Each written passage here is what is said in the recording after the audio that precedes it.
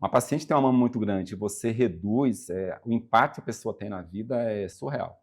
Ou então uma paciente lá que tem uma contratura há longos anos, ela nem imagina que ela possa se livrar daquilo. Ou então uma paciente que tem lá um nariz grande, uma orelha, uma mocinha lá dos seus 10 anos de idade, faz autoplastia, que nunca usou um rabo de cavalo, ela muda até a foto do perfil.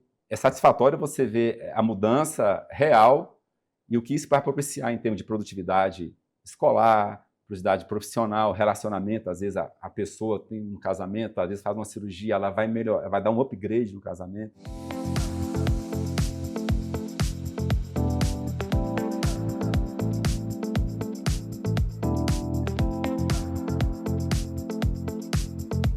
E antes de começar o episódio de hoje, eu quero apresentar e agradecer com muito carinho os nossos patrocinadores, que acreditaram nesse projeto desde o início e tornaram o consultório aberto ainda mais especial. A começar pela Cerrado Chic, uma loja que eu simplesmente amo. Com curadoria impecável em peças de decoração, móveis e itens exclusivos. Foi a Cerrado Chic que assinou toda a ambientação do nosso cenário. Com bom gosto, originalidade e aquele toque que faz toda a diferença.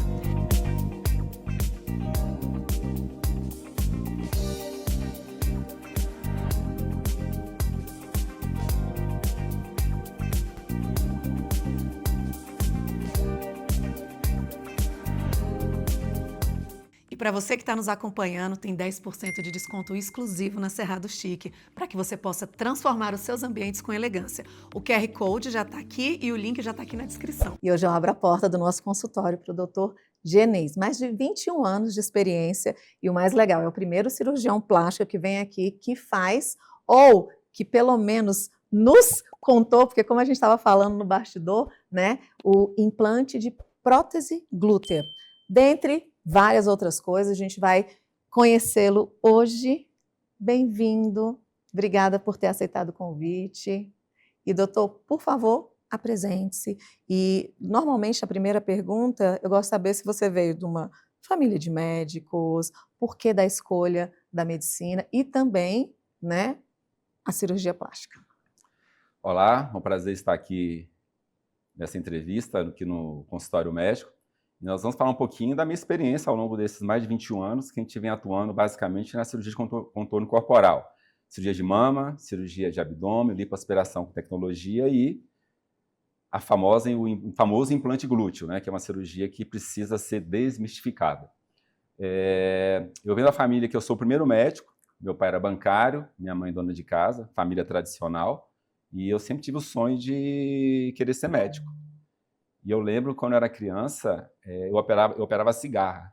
Eu abria a cigarra, arrancava as patinhas, e minha mãe, você quer ser médico? Eu vou ser médico. Aí ela, amém, que Deus abençoe o seu sonho. E eu vim nessa jornada aí, formei em 1996, vou fazer 30 anos de formado já. Uau. E eu tenho uma filha médica, e é isso. Estamos nessa caminhada. E a escolha, quando eu estava fazendo a faculdade, cirurgia, já imaginei que seria mesmo, né? Mas a cirurgia plástica, o que te encantou, né? Qual o motivo da sua escolha? Você já sabia que era isso mesmo? Ou ela, que muitos médicos vêm até aqui e falam, não tinha pensado nisso, mas passei na residência, tive um professor e ali eu quis ficar. Comigo foi mais ou menos parecido com o que você me relatou. Eu queria, na verdade, ser neurocirurgião. Eu gostava de cirurgias complexas, eu era muito bom de neuroanatomia na faculdade, fui monitor de neuroanatomia.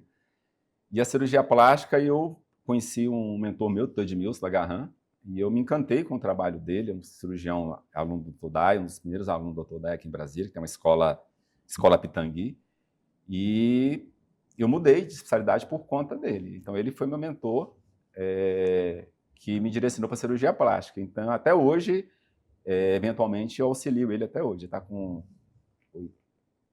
71, 72, opera ainda com a mão firme e eventualmente a gente me chama e eu auxilio ele até hoje. Que legal. Eu costumo dizer que eu sou o R24 dele. Boa.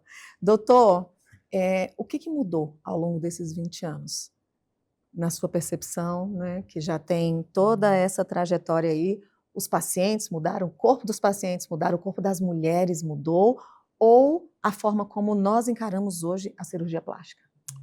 Eu acho, na época que eu comecei a residência para hoje, eu acho que praticamente nos últimos 5 anos foi assim uma virada de chave, mudou o jogo completamente. Antigamente era aquela consulta mais cartesiana, o paciente quer operar, chegava, fazia a mama era aquela mama tradicional, a lipoaspiração, a aspiração tradicional. As cirurgias eram basicamente mais ou menos planejadas, mas era uma cirurgia assim, digamos assim, não tinha tanta evolução tecnológica. Então, o que diferenciou basicamente foi o quê? Eu acho, evento pós-pandemia, a divulgação das técnicas, a evolução tecnológica, principalmente na lipoaspiração. Se você colocar uma lipoaspiração que começou lá com o Dr. Yulu, finado Yulu, na França, em 1980, que era uma cama de uma espessura de quase 10 milímetros, com uma mangueira e um lipolipoaspirador, que o custo hoje seria o quê? R$5.000. Hoje você faz uma lipoaspiração que usa ultrassom para emulsificar, vai fazer o que? Ele vai derreter a gordura, com o vibrolipoaspirador de última geração, se ele bate na costela, ele para, ele não perfura, associado a uma tecnologia de retração de pele, Argoplas, ou Ignite, ou outros quaisquer, que você tem no armário desse mais de R$1 milhão para você executar um procedimento. Uau! Um procedimento. Então, assim, a evolução maior que eu vi mesmo em tecnologia foi na contorno corporal e lipoaspiração. Além das técnicas modernas de cirurgia de mama, que são estabilização, gripe muscular, sutiã interno, uma alça muscular, e a própria evolução dos implantes, né, com silicone de 4ª geração, com gel de mais coisas de idade, com risco praticamente zero de migração no caso de uma ruptura. Uau, que bom! Mas o corpo dessa mulher, eu imagino que agora, nessa nova... Eu acho que é um novo tempo mesmo, né? Porque, por exemplo, eu não fui a de malhar, da academia, hoje chega para você ali a mulher que já está muito bem, que tem músculo, que vai cuidar, que tem uma outra consciência do que é cirurgia. Se eu estiver errada, você me corrija. Não, essa evolução ela é nítida, porque se você observar, os pacientes hoje eles estão com a consciência de atividade física, de alimentação, de autocuidado muito alto. Então, hoje, o principal capital que você tem hoje é o seu corpo, né? Logo, em primeiro lugar, a mente, né? Que a mente, hoje em dia, a saúde mental, ela tem que ser muito preservada. Mas depois da sua saúde mental, é sua saúde física, onde a dieta, atividade física, alimentação, o treino diário, nutricionista, personal. Então, as pacientes hoje, elas já chegam com um grau de exigência bastante elevado. Porque antes você pegava uma paciente com um MC um pouquinho mais elevado, você fazia uma lipoaspiração, abdominoplastia. Hoje não, a paciente já chega com o MC adequado e ela quer mexer em pontos pontuais. E eu costumo dizer o seguinte, que quanto mais simples, não mais assim, quanto menor a área que você vai atuar, ela é mais desafiadora. Eu imagino. E, inclusive, já recebi aqui, hoje, cirurgiões que também estão especializados justamente só nesses afinamentos dessas mulheres que já tem, que são pontos ali específicos de melhoria. E muito legal isso que você trouxe, né? O maior patrimônio que realmente que nós temos é a saúde, é o corpo, e imagino que agora isso esteja sendo visto, né? Até em virtude do quanto a expectativa de vida aumentou. Exatamente. Primordialmente, o que é necessário? Existe um corpo ideal, melhor, preparado para que eu tenha um melhor resultado numa cirurgia? Sim, essa pergunta é interessante. Hoje a gente trabalha com a cirurgia plástica funcional. O que seria a cirurgia plástica funcional? Nós fazemos uma avaliação detalhada da paciente, bioimpedância, os marcadores de inflamação, basicamente vitamina D, ferritina, homocisteína, PCR. Então, desses exames, nós avaliamos esses exames, porque esses exames são indicadores da sua saúde, da sua inflamação. Então, a paciente está inflamada, a gente não opera. Então, nós temos que melhorar o estado metabólico dessa paciente para que ela tenha um melhor pós-operatório, melhor cicatrização, menos formação de fibrose, principalmente no caso de lipoaspiração. Então, assim, a gente não podemos negligenciar a cirurgia plástica funcional, o perfil metabólico da paciente. Então, isso tem ajudado bastante na questão de você ter o melhor resultado, com a recuperação muito mais efetiva. E a questão de peso, doutor? Porque muitas vezes a gente vê aí pessoas que têm uma expectativa diferente do que realmente pode ser o resultado de uma cirurgia. Por exemplo, cirurgia plástica não emagrece ninguém.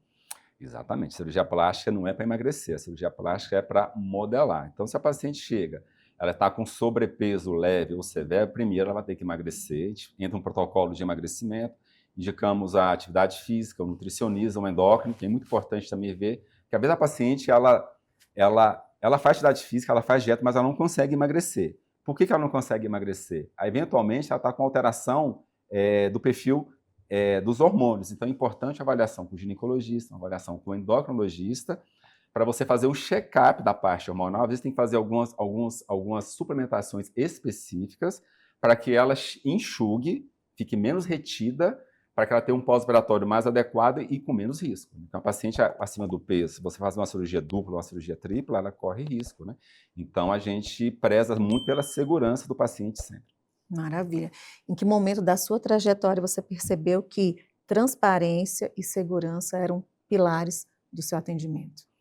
Na verdade, eu acho que eu aprendi isso, né, no berço, foi com meu pai. Você sempre tem que atender a pessoa, o próximo, como se fosse sua mãe, seu pai e seu irmão.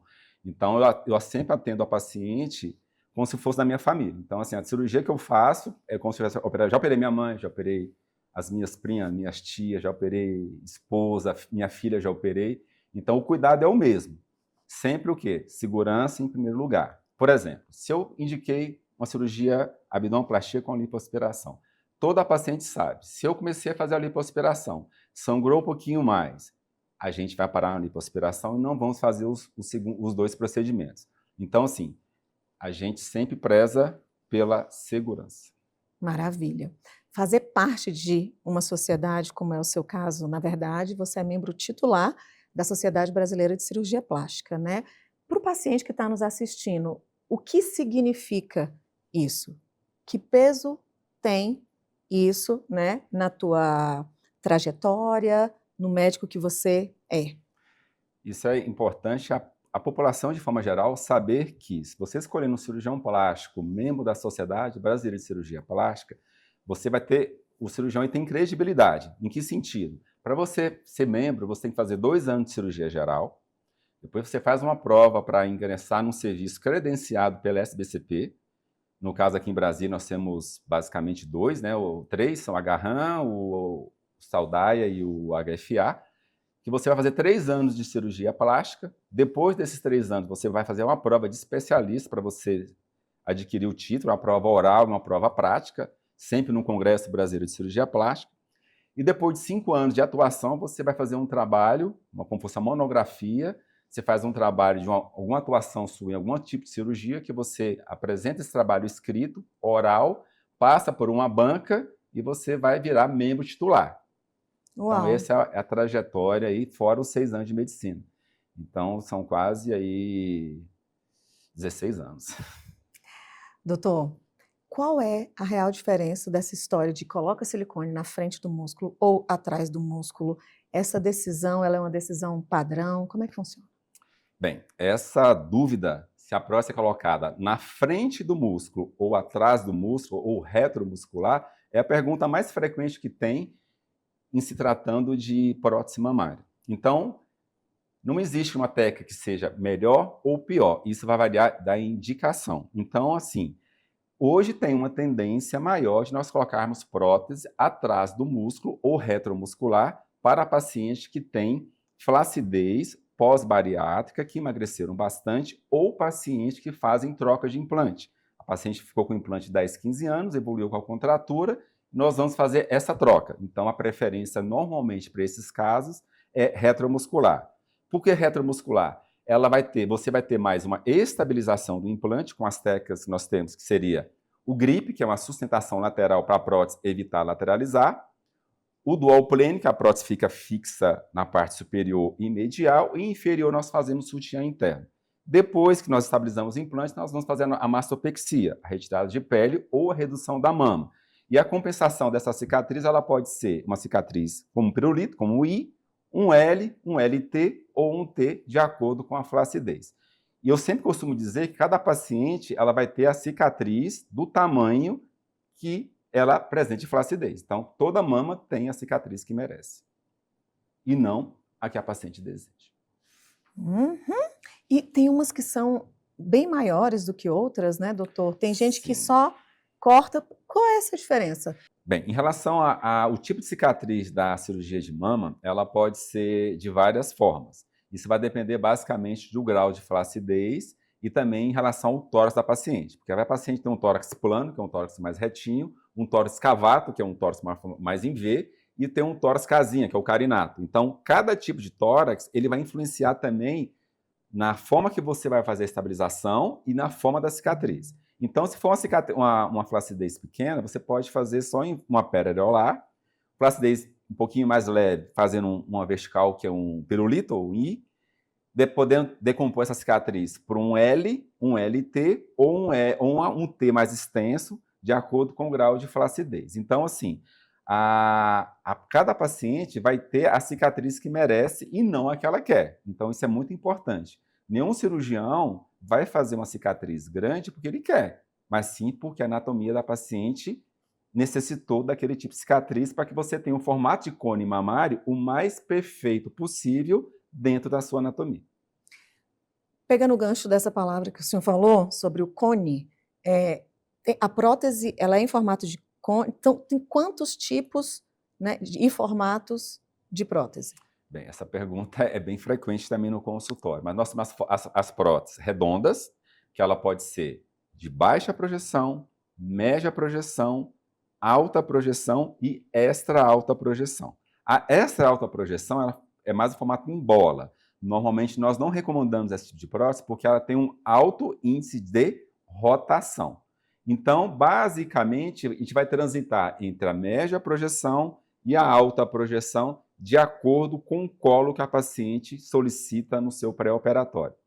Os formatos anatômicos, eles são indicados basicamente para aquela paciente que tem um segmento inferior da mama curto, ou seja, se você vê a distância que você tem entre a sua areola e o sulco submamário, se for menor que 2 centímetros, você tem indicação de prótese anatômica. Para quê? Porque a prótese anatômica ela vai dar uma distensão do segmento inferior, trazendo uma melhor harmonia para o seu cone mamário.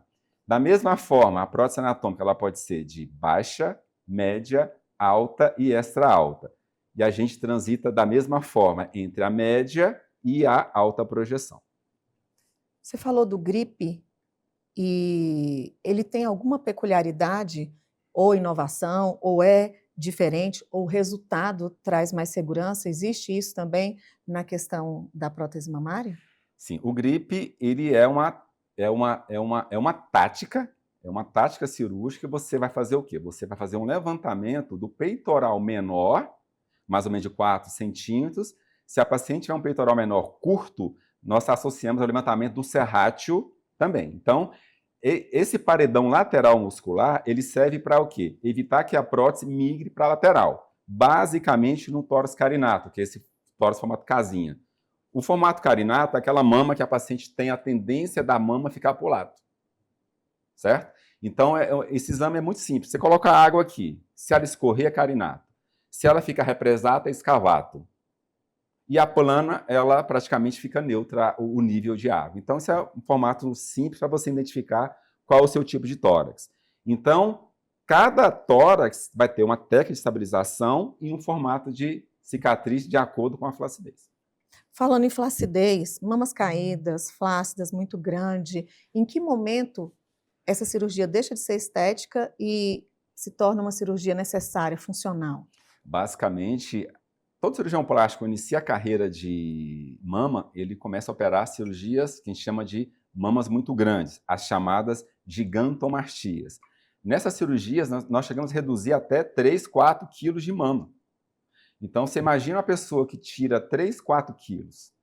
Faz um teste, pega um saco de arroz aí, coloca no seu tórax e você vê o peso que vai dar. É entalhe aqui na região do sutiã, assadura no sulco submamário, problema postural, a pessoa não pode colocar um biquíni, a pessoa não pode ir na praia, a pessoa não faz atividade física.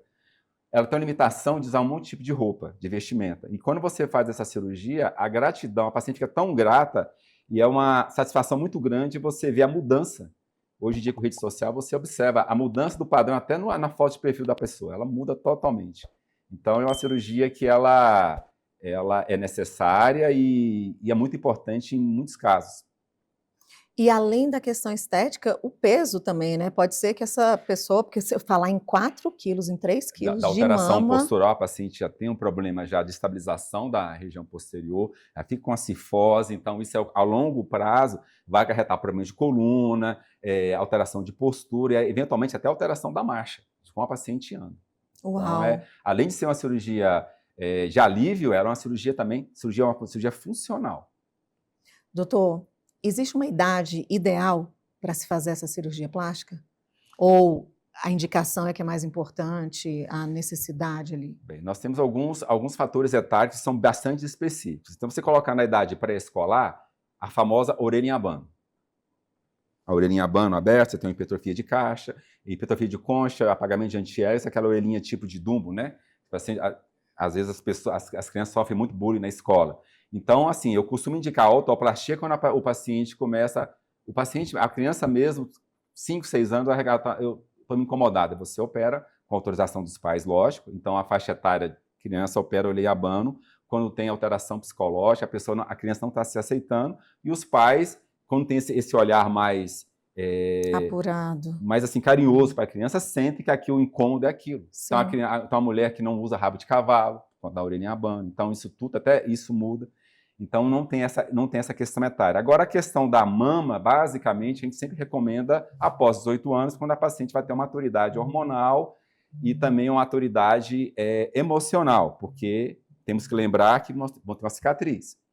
E essa cicatriz ela pode evoluir das mais variadas formas. Então, às vezes, você tem uma idealização de uma cicatriz e a gente não vai chegar nessa cicatriz. E se a paciente não tiver maturidade emocional, ela vai poder ter alguns problemas psicológicos sérios. Então, isso tudo tem que ser analisado de uma forma mais ampla, não só ver uma mama só. Na verdade, é um ser humano que precisa fazer uma cirurgia e essa cirurgia vai causar várias implicações. Um impacto muito grande, exatamente, né? Principalmente quando a gente fala de mama, que é algo tão importante para a mulher. Sim. E, doutor, poucos profissionais gostam de falar de complicações. Por que esse assunto é tão importante para você? Porque todo procedimento cirúrgico ele tem um potencial de complicação. O que nós cirurgiões plásticos prezamos sempre? Segurança e uma cirurgia que seja redonda, ou seja, a paciente tem que estar na clínica, no centro cirúrgico e sair. O fluxo entra e sai de forma bem segura. Então, as complicações elas podem ser minimizadas na primeira consulta. Na primeira consulta.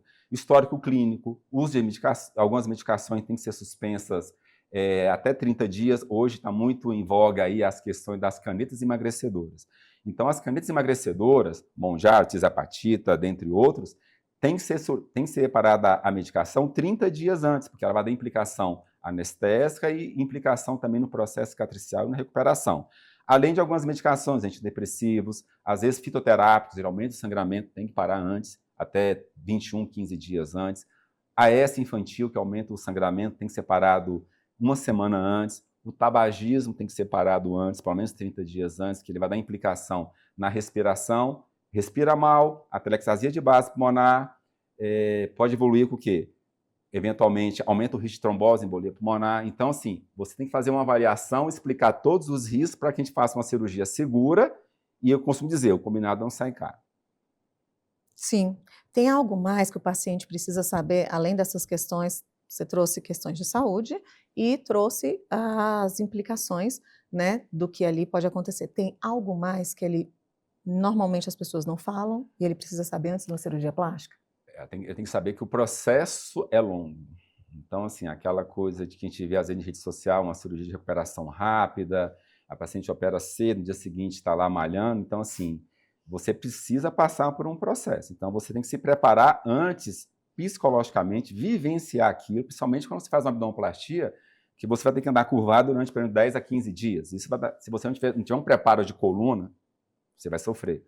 Posição de dormir, se incomoda, então tem que se preparar antes. Vai ter que usar uma cinta, essa cinta às vezes aperta. Você vai ter inchaço, então esse grau de inchaço que vai ter, ele varia de paciente para paciente. Então, assim, esse ônus que você vai ter no pós-operatório, que ele é relativamente curto, você tem que preparar o paciente para passar por isso.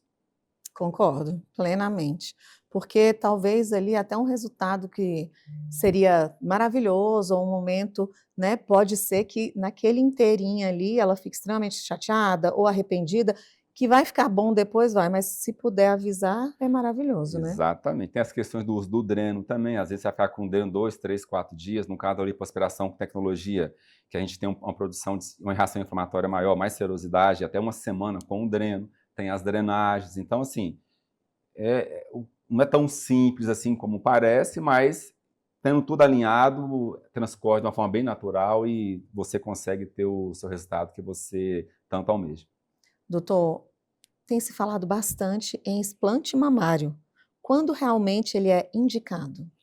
Bem, explante mamário é uma cirurgia que ela tem aumentado bastante nos últimos 5, 6 anos. Então, qual a principal indicação hoje que eu vejo que as pacientes me procuram para fazer explante? Primeiro, a contratura capsular, quando a mama ficou endurecida. O paciente colocou a prótese há 10, 15, 20 anos atrás, aumentou de peso, a mama cresceu. Ela fala, doutor, não quero mais uma prótese, eu quero usar um sutiãzinho, não quero usar o sutiã, não quero mais esse peso, eu não quero esse endurecimento. Ou mesmo por questões assim, a paciente mudou o estilo de vida, não quer um corpo estranho. E também tem a questão aí da famosa doença do silicone, que a paciente começa a sentir a ardência, parestesia, queda de cabelo, vários sintomas que são muito genéricos, que às vezes esses sintomas eles podem melhorar, às vezes eles não melhoram, então você nunca pode prometer que você vai fazer um explante e que alguns sintomas que você apresenta eles vão desaparecer. Eles podem ser que desapareçam ou não, então isso vai ser de acordo com o acompanhamento pós-operatório. Então, mesmo tendo a indicação, em virtude dessa questão da doença do silicone, pode ser que ela explante e continue tendo alguns dos sintomas que ela estava. Exatamente. Mas assim, mas tem a questão também psicológica, porque a paciente, às vezes a gente somatiza muito a questão de sentir alguma coisa. Se uma pessoa fala, eu estou sentindo isso, você automaticamente é engraçado, já senti isso aqui também. Então assim, quando você faz o explante, a questão psicológica ajuda. Então, assim, a grande maioria já sente uma grande melhora. Só de você acordar e ter feito uma cirurgia de contratura capsular, que você tem aquela forma, parece estar te apertando, aquele peso, parece estar puxando a sua mão para dentro do tórax, quando você acorda, tirou, você já sente um alívio. Então, isso tudo vai te ajudar a passar melhor por essa fase pós-operatória e alívio desses sintomas. Você utiliza tecnologias como LipoSound, VibraSat, se tiver alguma da pronúncia que não seja essa, e argoplasma, né? Sim, Como é que essas tecnologias elas mudam o pós-operatório e também a segurança do procedimento? Bem, essas tecnologias de lipoaspiração, realmente elas mudaram o jogo em termos de andamento da cirurgia e o pós-operatório da paciente. Então vamos lá detalhar cada uma delas. O LipoSound, inicialmente a gente faz, qual que é a função dele? Também chamado de, tem um VASE, são vários nomes, nós utilizamos o LipoSound. É um aparelho de ultrassom que você passa na camada de gordura, ele vai fazer uma emulsificação. O que é uma emulsificação? Basicamente é um derretimento da sua gordura. À medida que você vai passando o aparelho, a gordurinha começa a sair liquefeita. Com isso, quando nós vamos fazer passar o vibrolipoaspirador, que é de última geração, se ele bater na costela, ele para, então minimiza os riscos de perfuração, que é o grande medo das pacientes. Não vai furar? Então, assim, a tecnologia também ajuda a evitar essa complicação que é a perfuração. Então, você passa o vibrolipoaspiração de uma forma bastante tranquila, sem esforço físico. Então, se você passa uma cânula sem esforço, é menos trauma no tecido. Se tem menos trauma no tecido, menos reação inflamatória, menos fibrose, menos sangramento e uma recuperação mais otimizada. Pacientes que possuem uma flacidez maior, dependendo, se for uma flacidez muito grande, indicação de abdominoplastia, a tecnologia de retração não vai ser suficiente. Então, o exame físico é muito importante e o critério e a experiência do cirurgião. Flacidez leve a moderada, ok. Flacidez severa, ressecção de pele. Qual vai ser a função da tecnologia de retração? No caso que nós utilizamos é o argoplasma. Ele vai causar uma coagulação nos septos, que fica entre a pele e a musculatura. Com isso, vai fazer o quê? Vai fazer como se fosse colar a pele, aproximar mais a pele da musculatura. Então, você vai ter uma pele um pouquinho mais esticada. O resultado dessa retração varia de paciente para paciente. Ou seja, nível de colágeno, tipo de pele, potência e o seu pós-operatório, drenagem de cinta. Então, tem vários fatores que você vai ter um resultado que vai ter uma retração maior ou menor. Então, nunca prometer resultado demais, e sim, vai ser uma melhora e não uma promessa. Agora, é muito legal essa questão do meio que derretimento da gordura, né? Até porque imagino que ela vai ficar roxa por menos tempo também. Exatamente. E isso acaba deixando essa cirurgia mais rápida?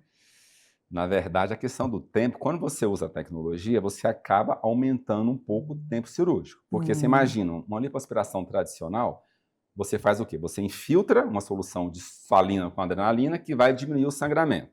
Em seguida, você passa uma cânula ligada a uma mangueira com um lipoaspirador.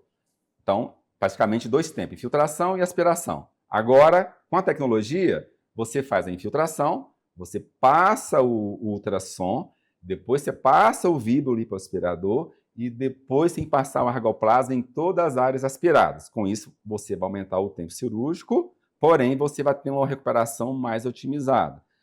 E é importante sempre, no caso de lipoaspiração com tecnologia, se for uma lipoaspiração de 360 graus, uma lipoaspiração um pouquinho mais extensa no segmento corporal, seja feita de forma única, ou associar a uma prótese mais simples, e não uma cirurgia que possa demandar mais 3, 4 horas de cirurgia. Entendi. Mais uma vez, prezando sempre pela segurança. Falando nisso, vamos lá. Na sua visão, qual o maior erro das pessoas ao buscar uma cirurgia plástica hoje em dia? Expectativa irreal. Ok. E qual o verdadeiro papel da cirurgia plástica no bem-estar do ser humano, indo além do espelho?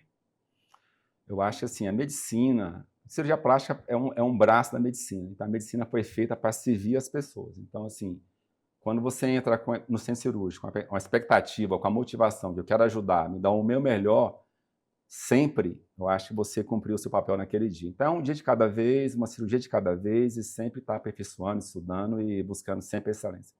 Mas o resultado que para a paciente vai além só da Sempre vai, estética. não, a melhora, ela, porque a memória ela é psicológica, porque às vezes uma paciente tem uma mama muito grande, você reduz, o impacto que a pessoa tem na vida é surreal.